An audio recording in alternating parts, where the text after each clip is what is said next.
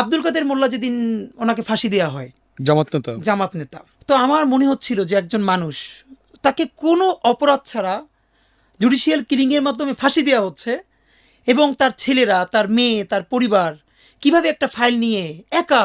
তো পরের দিন ওনাকে যখন ফাঁসি দেওয়া হলো, এবং পরে জানলাম ওনার ঢাকার বাসায়ও হামলা করা হলো, এবং ওনার বাচ্চাদেরকেও সেটা দেখতে দেওয়া হলো না।